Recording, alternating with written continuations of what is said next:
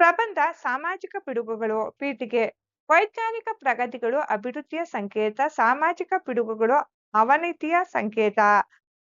ಸಮಾಜದ ಪ್ರಗತಿಗೆ ಮತ್ತು ಮಾನವನ ಅಭಿವೃದ್ಧಿಗೆ ಮಾರಕವಾಗುವ ಅಂಶಗಳನ್ನೇ ಸಾಮಾಜಿಕ ಪಿಡುಗುಗಳು ಎನ್ನುವರು.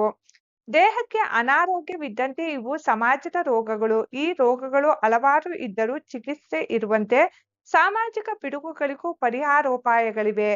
ಸ್ವಸ್ಥ ಸಮೃದ್ಧ ಸಮಾಜ ನಿರ್ಮಾಣವಾಗಲು ಸಾಮಾಜಿಕ ಪಿಡುಗುಗಳ ಮೇಲೆ ವಿಜಯ ಸಾಧಿಸಬೇಕಿದೆ.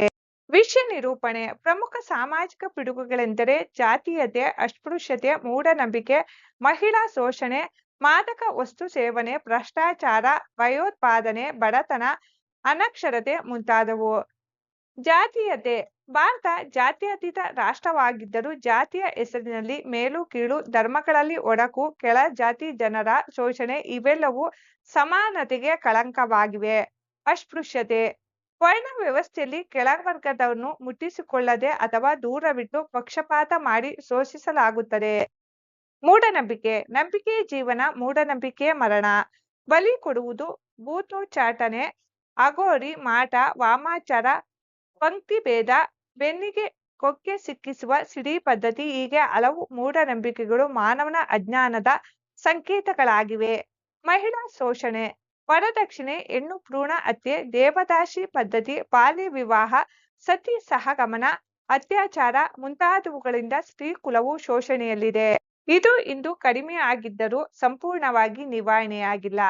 ಮಾದಕ ವಸ್ತು ಸೇವನೆ. ಧೂಮಪಾನ, ಮದ್ಯಪಾನ, ತಂಬಾಕು ಮತ್ತು ಇತರ ಮಾದಕ ವಸ್ತುಗಳ ಸೇವನೆ ಮಾನವನ ಆರೋಗ್ಯ ಮಾತ್ರವಲ್ಲ, ಸಮಾಜದ ಆರೋಗ್ಯವನ್ನು ಹಾಳು ಮಾಡುತ್ತದೆ. ಇದರ ನೆಸೆಯಲ್ಲಿ ಮಾನವ ಅಪರಾಧಗಳನ್ನು ಮಾಡುತ್ತಾನೆ. ಭ್ರಷ್ಟಾಚಾರ.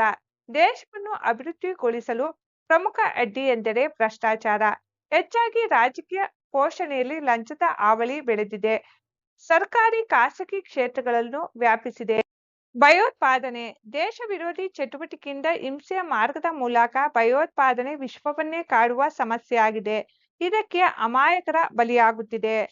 ಅನಕ್ಷರತೆ, ಬಡತನ. ಒಂದೇ ನಾಣ್ಯದ ಎರಡು ಮುಖಗಳಂತೆ ಅನಕ್ಷರತೆ ಹೆಚ್ಚಾದಷ್ಟು ಬಡತನ ಹೆಚ್ಚುತ್ತದೆ. ಭಾರತ ಮುಂದುವರೆದ ರಾಷ್ಟ್ರದತ್ತ ದಾಪುಗಾಲು ಹಾಕುತ್ತಿದ್ದರೂ ಪೂರ್ಣ ಪ್ರಮಾಣದ ಸಾಕ್ಷರತೆ ಸಾಧಿಸಿಲ್ಲ. ಇನ್ನು ಬಡತನದ ರೇಖೆಯಲ್ಲಿ ಜನ ಬದುಕುತ್ತಿದ್ದಾರೆ. ಉಪಸಂಹಾರ. ಸಾಮಾಜಿಕ ಪಿಡುಗುಗಳಿಂದ ಪಾರಾಗಲು ಜನಸಂಖ್ಯೆ ನಿಯಂತ್ರಣ ಮತ್ತು ಸಾಕ್ಷರತೆ ಹೆಚ್ಚಬೇಕು. ವೈಜ್ಞಾನಿಕ ಮನೋಭಾವ ಬೆಳೆಯಬೇಕು. ಮತ ಧರ್ಮಗಳಲ್ಲಿ ಸಹಬಾಳ್ವೆ ವೃದ್ಧಿಯಾಗಬೇಕು. ಮಾದಕ ವ್ಯಸನದ ಹಾನಿಯ ಅರಿವು ಬೆಳೆಯಲಿ. ಮಹಿಳೆಯರ ಗೌರವ ಹೆಚ್ಚಲಿ. ಭ್ರಷ್ಟಾಚಾರ, ಭಯೋತ್ಪಾದನೆ ನಿಗ್ರಹಕ್ಕೆ ಕಾನೂನು ಇನ್ನಷ್ಟು ಬಲಿಷ್ಠವಾಗಲಿ. ಕೇಂದ್ರ ರಾಜ್ಯ ಸರ್ಕಾರಗಳು ಸಾಮಾಜಿಕ ಸುಧಾರಣೆಗೆ ಸಾಕಷ್ಟು ಯೋಜನೆಗಳನ್ನು ಕಾರ್ಯಗಳನ್ನು ರೂಪಿಸುತ್ತಿದೆ. ಪ್ರಜೆಗಳು ಸಮಾಜದ ಹಿತದಲ್ಲಿ ತನ್ನ ಹಿತ ಕಾಣಬೇಕು. ಸಂಘ ಸಂಸ್ಥೆಗಳು ಕೈಜೋಡಿಸಬೇಕು. ಮುಖ್ಯವಾಗಿ ಯುವ ಜನಾಂಗ ಜಾಗೃತವಾಗಬೇಕು. ಹೀಗಿದ್ದಾಗ ಸಾಮಾಜಿಕ ಪಿಡುಗುಗಳ ಮೇಲೆ ನಿಯಂತ್ರಣ ಸಾಧ್ಯವೆಂಬುದು ನನ್ನ ಅನಿಸಿಕೆ. ಸರ್ವೇ ಜನಃ ಸುಖಿನೋ ಭವಂತು.